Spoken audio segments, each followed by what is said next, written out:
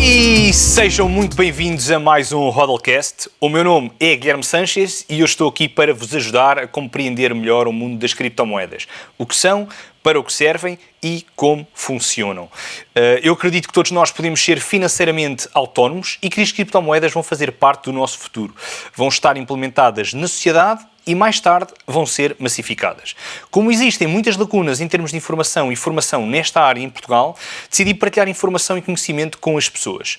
Portanto, vamos a isto. Bem-vindos ao 5º episódio e hoje é um episódio muito especial porque é um episódio que se refere a um acontecimento que ocorre mais ou menos de 4 em 4 anos na rede da Bitcoin, que é o halving, ok? Houve um aumento brutal de pesquisas no Google sobre o que é o halving da Bitcoin e nós hoje vamos debruçar-nos um bocadinho sobre este tema, apesar de o halving já ter acontecido. Eu optei por falar do halving depois dele acontecer, porque antes do halving houve imensa especulação com o preço e existiram muitas pessoas que estavam constantemente focadas no halving, mas na influência que isso teria do ponto de vista da evolução do preço da Bitcoin daqui para a frente. Não quer dizer que eu não vá falar nisso, obviamente que vou, obviamente que vou, interessa a toda a gente e temos todos interesse que o preço da Bitcoin continue a aumentar ao longo do tempo, mas achei que era mais interessante referir o que é o halving, do que é que se trata e fazer assim um apanhado geral sobre o halving depois dele acontecer, porque assim já passou um bocadinho o hype e a maior parte dos ouvintes acaba por estar um bocadinho mais focado naquilo que é o acontecimento em si e não tão preocupado se o preço vai ou não disparar naquele dia, porque na realidade não é isso que acontece, ok? A Bitcoin segue um padrão mais ou menos de 4 em 4 anos, portanto há aqui um apelido de 4-year cycle, mas de qualquer das maneiras nós vamos falar sobre isso já de seguida, ok? De qualquer das formas, se ainda não subscreveram, subscrevam no YouTube, também façam um follow no Spotify e nas redes sociais, Hodl the Book, tanto no Instagram como no Facebook, ok? Alguma dúvida mais concreta, já sabem que podem entrar em contato comigo via redes sociais ou por e-mail através do info@hodlthebook.com. Vamos a isto então. O que é o halving da Bitcoin? Então, desde o início, desde os primórdios, desde 2009, quando a Bitcoin foi criada, Satoshi Nakamoto, portanto o seu criador, o seu fundador, criou um protocolo, obviamente, e definiu que de 210 em 210 mil blocos existiria uma diminuição de recompensa oferecida aos mineradores. Neste momento, acho que já perdi mais de metade das pessoas que seguem o Hodlcast. Mas eu vou já tirar isto limpo, ok? Eu sei que é muita informação numa frase só. Bom, como já tive a oportunidade de referir, e para quem acompanha o Hodlcast, também já teve certamente a oportunidade de pesquisar um bocadinho, a Bitcoin segue um algoritmo de consenso baseado em prova de trabalho, ok? Em Proof of Work, em que existem mineradores, portanto, pessoas com computadores, com placas gráficas avançadas, com hardware específico para fazer a mineração de Bitcoin, portanto, hardware que está a processar software, e esses são os mineradores que sustentam toda a rede. Okay? No entanto, como recompensa por eles terem todo esse trabalho e terem um custo elevado, mais ou menos elevado, depende sempre do país, obviamente, não é? E dos custos de eletricidade. Mas ter um custo elevado com eletricidade, eles são também recompensados por, e são essencialmente recompensados por terem as transações, por validarem as transações dentro de cada bloco.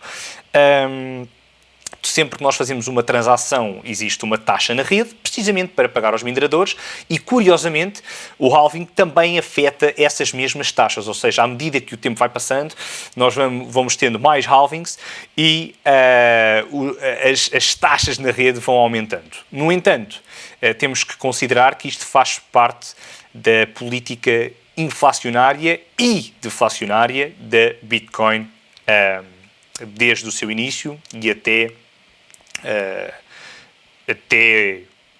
ao último bloco que se pensa ser minerado mais ou menos em 2140. Nessa altura, quando todas as bitcoins, quando as 21 milhões de bitcoins estiverem no mercado, poderemos apenas ter uma rede sustentada pelos mineradores, mas a recompensa vem das taxas e não vem da mineração de nova, já não vai haver mais moeda a ser emitida para o mercado. Pronto, e com isto tudo, cada bloco na blockchain, portanto a blockchain é uma corrente de blocos, não é? É produzido mais ou menos de 10 em 10 minutos, mais ou menos, ok? Depende da capacidade de hardware, da capacidade de processamento, depende da quantidade de transações, da utilização da rede, etc, etc.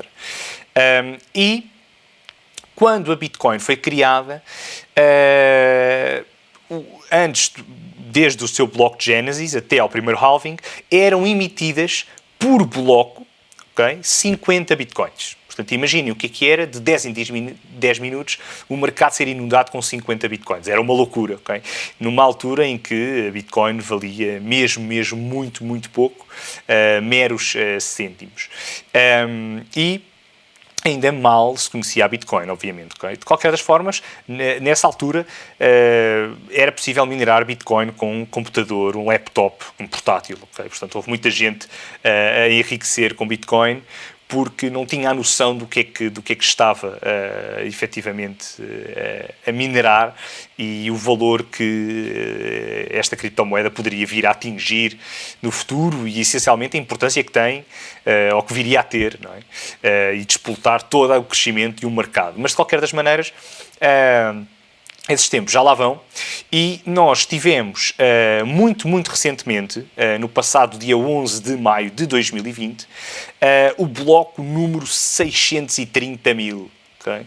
630 mil, portanto, lembrem-se que eu estava a referir que existe um halving mais ou menos de 4 em 4 anos, portanto, de 210 em 210 mil blocos, sendo que tivemos um primeiro halving a 28 de novembro de 2012, com o bloco 210 mil, lá está. Se dobrarmos isto, temos então o bloco 420 mil, que aconteceu a 9 de julho de 2016, portanto, 4 anos depois de 2012, mais ou menos, não chegou a 4 anos, mas mais ou menos. Agora também não chegámos a 4 anos, mas foi quase, portanto, 11 de maio de 2020, bloco 630 mil, sendo que o bloco 840 mil, onde teremos um novo halving, vai acontecer em 2024, okay? Se tudo se mantiver e até crescer, acontece em 2024. Pronto. E, entretanto, o que é que aconteceu? A primeira recompensa foi diminuída e os mineradores em 2012 começaram a receber portanto, foi diminuída para metade, apenas 25 bitcoins por bloco minerado. Em 2016 passámos para 12,5 bitcoins por bloco minerado. E neste momento passámos para 6,25 bitcoins por bloco minerado. Portanto, reparem que é uma diferença muitíssimo significativa face àquilo que acontecia há 10 anos atrás. Portanto, o próximo corte será daqui a 4 anos, ou melhor, será daqui a 210 em 210 mil blocos, não é? Já sabem que é assim que o halving funciona, portanto, daqui a 210 mil blocos teremos um novo corte e, portanto, passaremos para 3,125 bitcoins por bloco, ok?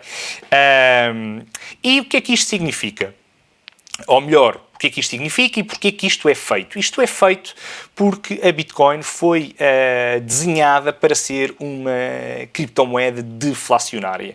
Tal como o ouro, o objetivo é que a Bitcoin seja cada vez mais escassa e, ao ser mais escassa, faz com que exista mais procura. Portanto, quando começa a haver procura, o preço vai começar a disparar e é o que tem acontecido ao longo do tempo. Existe, inclusive, um gráfico bastante interessante, que nos dá uma perspectiva. Eu depois vou colocar, aliás, provavelmente quando ouvirem este podcast, até já está disponível no site, está bem? Mas de qualquer das formas vou colocar no artigo sobre o halving um gráfico que espelha a evolução da taxa de inflação na Bitcoin e aquilo que se espera em termos de crescimento da Bitcoin ao longo do tempo. Está bem? Portanto, isto é feito como medida de... é uma forma de... Existe mais emissão de moeda, portanto, a Bitcoin, por natureza, é inflacionária, é verdade. No entanto, apresenta um propósito deflacionário. Okay? Precisamente para não acontecer aquilo que acontece com os bancos centrais e com os governos, mas essencialmente com os bancos centrais, e que normalmente acaba por ter repercussões muito complicadas a nível económico e financeiro. Vocês certamente se lembram daquilo que aconteceu na crise de 2008, mas nem é preciso irmos tão longe, basta olharmos para aquilo que está a acontecer em 2020, numa altura em que a Reserva Federal dos Estados Unidos, portanto a Fed, está a imprimir trilhões e trilhões de dólares, é impressionante. Isto é um acontecimento sem precedentes, nunca aconteceu na história um quantitative easing desta dimensão, e o quantitative easing é nada mais nada menos que a impressão digital, obviamente, de moeda, e, portanto, existe uma emissão enorme de dólares norte-americanos neste momento. Claro que o Banco Central Europeu já está a fazer a mesma coisa, em euros, naturalmente, mas o que é que isto provoca? Isto provoca a perda de valor, não é? A perda de valor de qualquer ativo. Qualquer ativo ou de qualquer bem, não é? De qualquer produto. Ou seja, reparem que há uns anos atrás um café custava, sei lá, 50 escudos, não é? 50 escudos. Hoje em dia, o café, em alguns países da Europa, por exemplo, custam 2 euros, 3 euros, quer dizer, sendo que, se bem se lembram, 50 escudos hoje seriam 25 cêntimos. Portanto, é assustador aquilo que acontece com a inflação, e essa é a razão pela qual é tão importante nós conseguirmos acumular riqueza que seja sempre superior à inflação, porque senão estaríamos a perder dinheiro todos os anos. Okay? Portanto, assim, para resumir já esta primeira parte, o halving da Bitcoin é a redução para metade da recompensa que é paga aos mineradores. Aconteceu em 2020. Houve um hype brutal em maio, não é? Portanto, no passado dia 11, houve um hype brutal à volta do halving. E porquê que houve um hype brutal? Porque o halving tem uma importância muito grande do ponto de vista de evolução do preço. No entanto, é importante termos em conta que o halving provocou respostas diferentes no primeiro e no segundo, ok? E que no terceiro, aparentemente, também está a provocar uma resposta diferente das duas anteriores. Portanto, é normalíssimo que o halving, nós não devemos focar o dia do halving. Devemos focar um momento pré-halving e um momento pós-halving. E aqui que é realmente importante, porque no pós-halving, normalmente,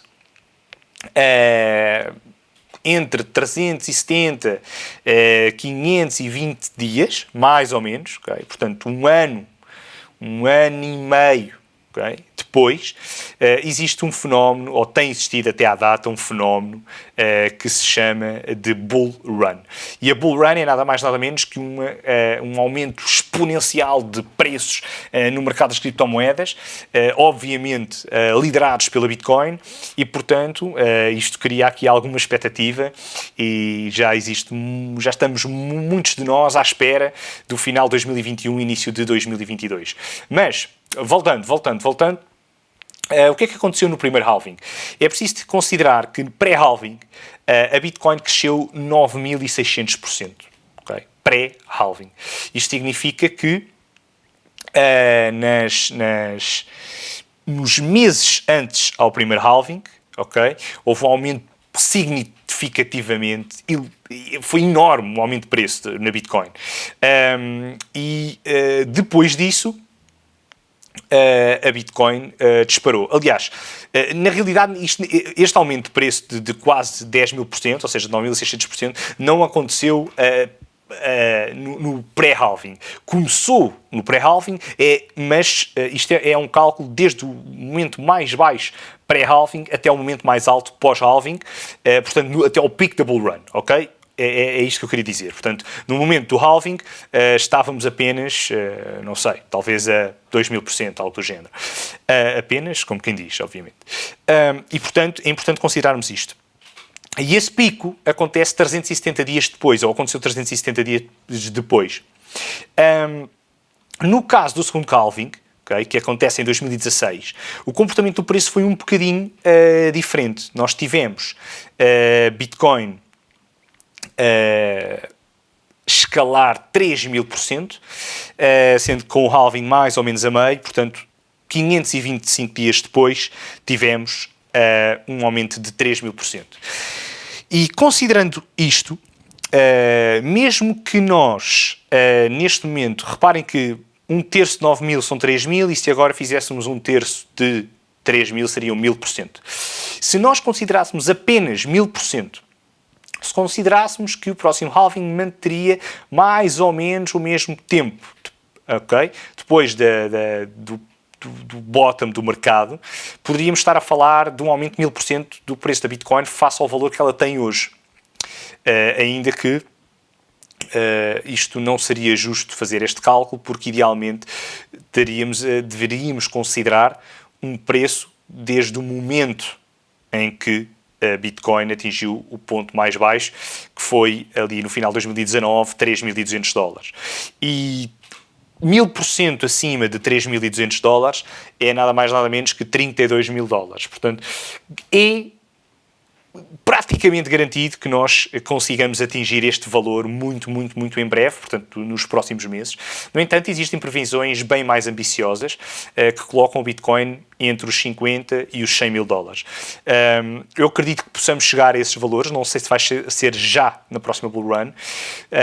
100 mil dólares parece-me um bocadinho esticado, mas esperemos que sim, esperemos que eu esteja enganado e seríamos todos muito mais felizes, naturalmente. Mas, de qualquer das maneiras, é importante termos a noção de que o crescimento vai ser absolutamente extraordinário, ok?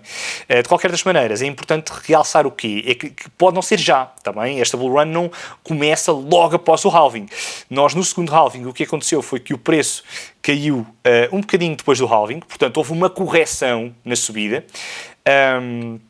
sendo que o preço pode vir ainda a corrigir 30%, 40%, o que significa que se nós repetirmos esse padrão, no caso deste halving, tendo em conta que estamos a ver, mais ou menos no momento do halving, tínhamos Bitcoin mais ou menos a 10 mil dólares, 9.800 por aí, mas chegámos a bater nos 10 mil dólares, essa correção de 30% pode levar a Bitcoin para 7 mil dólares, 40% 6 mil dólares. Portanto, eu acredito, sim, que daqui a umas semanas, uns meses, talvez depois do verão, não sei, não gosto de fazer previsões, também não tenho nenhuma bola de cristal, nem sou nenhum guru da previsão, mas é daquilo que tenho estudado, daquilo que tenho acompanhado, parece-me ser isto que poderemos esperar. De qualquer das formas, não numa ótica de dollar cost averaging, não deixa de ser uma boa estratégia, portanto, irem comprando um bocadinho, ou irem adquirindo um bocadinho de Bitcoin todos os meses, por exemplo, para terem um bom preço médio. Eu gosto mais de uma outra estratégia, que é o Value Cost Averaging, onde nós temos uma perspectiva de haver um investimento cíclico, mas o ciclo não é sempre igual. O ciclo depende da oportunidade que o mercado nos dá. Portanto, sempre que vemos uma queda grande, então aí aproveitamos para entrar no mercado. A queda grande poderia ser, imaginem que agora Bitcoin estava a 8 mil dólares. Vocês podem já considerar que foi uma queda e se calhar, em vez de entrarem all-in, podem, enfim, optar por colocar 1/3 do vosso investimento, ou 25%, portanto, depende muito da vossa opção, ok? Mas, de qualquer das maneiras, é sempre uma estratégia investir depois de uma queda e não entrar em FOMO, ou seja, em Fear of Missing Out, de que o preço vai de repente começar a escalar e já não vai voltar para trás. As coisas não funcionam assim. O mercado das criptomoedas tem pouco mais que 200 bilhões de dólares e, portanto, acho que um objetivo ambicioso é chegar a 1 trilhão de dólares na próxima bull run, pelo menos, ok? Pelo menos, porque nós chegámos a 800 bilhões na última bull run, portanto, em finais de 2017 e início de 2018, a Bitcoin, que tem um market cap situado mais ou menos nos 150, 170 bilhões de dólares, pode perfeitamente escalar para meio trilhão, não é? 500 bis, à vontade. Mas de qualquer das maneiras, tu gostas de uma perspectiva mais ou menos conservadora, porque ver o mercado de criptomoedas com 3, 5 trilhões de dólares é algo que não vai acontecer já. Pode acontecer na próxima década, mas não vai acontecer garantidamente no próximo ano e meio. Isso digo-vos já. Posso estar enganado, como sempre. Eu gosto de ser humilde, sou otimista, mas acima de tudo também tenho aqui uma veia realista, porque mais vale nós termos ganhos garantidos do que acharmos que vamos enriquecer da noite para o dia e isso não acontecer, tá bem? Porque isso às vezes leva-nos a aldrabar a nossa própria estratégia de investimento e então temos que ter aqui um bocadinho de cuidado. Enfim, não queria estar propriamente a focar em investimento, queria mais falar da Bitcoin em geral, portanto... poderemos perfeitamente vir a ter valores muito interessantes de Bitcoin no futuro. Coisas mais importantes sobre o halving. Acho que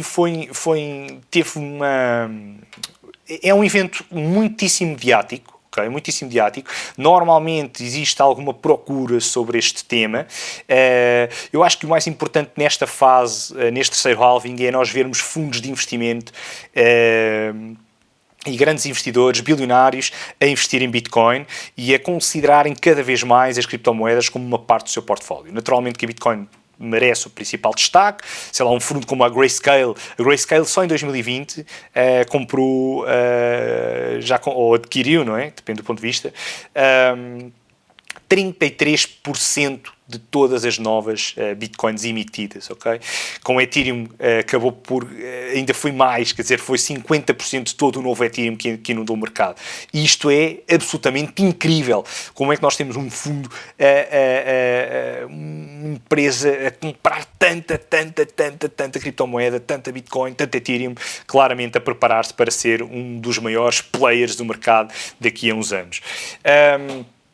Houve também algum hype causado por alguns investidores, sei lá, nomeadamente o Paul Tudor Jones, muito referenciado pelo Tony Robbins, por exemplo, que apesar de ser um guru do desenvolvimento pessoal, é sem dúvida uma pessoa muito ligada a investimento e portanto, já entrevistou alguns dos maiores investidores e milionários do mundo, aprendeu imenso com eles e um dos livros que recomendo é sem dúvida O Jogo do Dinheiro, aprende-se imenso. Mas de qualquer das maneiras, o Paul Tudor Jones começou a adquirir o Bitcoin e disse, e é aqui que é importante perceber, que para ele é um refúgio, é um ativo de segurança contra a inflação. Porque reparem, a quantidade de dólar emitida, ou de euros, a quantidade de moeda fiduciária, fiat currencies, que são impressas hoje em dia é assustador. Não há qualquer controlo. Nunca vimos isto na história, não desta maneira, principalmente no momento em que vemos taxas de desemprego a atingirem níveis inacreditáveis nos Estados Unidos. Agora, é importante perceber que a Reserva Federal está a fazer isto precisamente para evitar o colapso dos seus mercados e da sua própria economia, não é? Como é evidente. Portanto, há muita gente que precisa destes estímulos para sobreviver. Infelizmente, a maior parte desse dinheiro não é para ajudar quem mais precisa, é sim para continuar a alimentar o top por país, o top por continente, o top mundial, portanto 1% das pessoas que já têm mesmo muito dinheiro e, enfim, o fosso entre ricos e pobres é cada vez maior e, portanto, essa também é uma das razões pelas quais nós devemos olhar para as criptomoedas em geral, mas essencialmente para a Bitcoin como reserva de valor no futuro, ok? No futuro. Não já, porque a Bitcoin infelizmente ainda é muito alvo de especulação. Reparem, 10 anos de mercado não é nada, é muito pouco. E o futuro vai ser muito interessante de observar, porque tal como diz o Chamath Palihapitiya, o CEO da Virgin Galactic, Bitcoin ou vai para zero ou vai para trilhões. E claramente que eu acredito que vamos ver Bitcoin a valer trilhões de dólares, a ter uma parte do market cap do ouro, por exemplo. Muito do dinheiro que é investido noutros ativos vai inundar o mercado das criptomoedas no futuro, e o facto de a Bitcoin ter uma política deflacionária a longo prazo, que promove riqueza, porque a maior parte das pessoas compreende que o seu dinheiro valoriza e, portanto, tem uma lógica de poupança. Portanto, a maior parte das pessoas vai querer poupar e vai querer guardar Bitcoin, apesar de poder vir perfeitamente a transacioná-la no futuro, mas só o facto de acreditar nessa valorização faz com que a Bitcoin possa vir a atingir valores muitíssimo mais elevados e seja efetivamente uma reserva de valor no futuro. Para já era isto, não queria acrescentar muito mais. O halving foi sem dúvida um acontecimento muito interessante, mas mais do que o dia do halving em si, o mais importante é percebermos que existe aqui um 4-year cycle, um ciclo de 4 anos, e que é esse ciclo que determina o sucesso no mercado das criptomoedas normalmente, ok? Portanto, é talvez um dos melhores momentos para adquirir criptomoedas, para comprar Bitcoin, para começar a aprender mais como é que, quais são as melhores exchanges, onde é que eu posso adquirir, qual é a melhor wallet, quais são os meus objetivos com as criptomoedas, onde é que eu vou guardar Bitcoin, etc, etc, etc. E porque a valorização do preço começa sem dúvida agora, ou vai acontecer ao longo deste ano 2020, e 2021, 2022 vão ser anos absolutamente fantásticos para o mercado das criptomoedas, ok? Não quero tomar mais tempo, não quero que este Hodlcast fique demasiado longo, portanto, se gostaram, façam like, partilhem com qualquer pessoa que achem que merece ter acesso a esta informação ou que vocês gostavam de recomendar. Façam follow do Hodl, já sabem, no Facebook e no Instagram, Hodl the Book. E, obviamente, que são todos bem-vindos ao debate e a falar um bocadinho sobre este tema, porque é um dos temas que eu mais adoro e, portanto, espero que tenham não só ficado esclarecidos, mas que eu também vos tenha conseguido passar um bocadinho alguns pormenores, algumas coisas que ainda não soubessem sobre o halving, ou que não soubessem de todo, porque é um fenómeno muito, muito interessante que existe desde o início e que foi extremamente bem pensado como forma de proteção de riqueza e como reserva de valor. Portanto, obrigado Bitcoin por seres assim. Obrigado a todos. Encontramos-nos muito, muito em breve e espero que tenham gostado deste episódio. Tchau!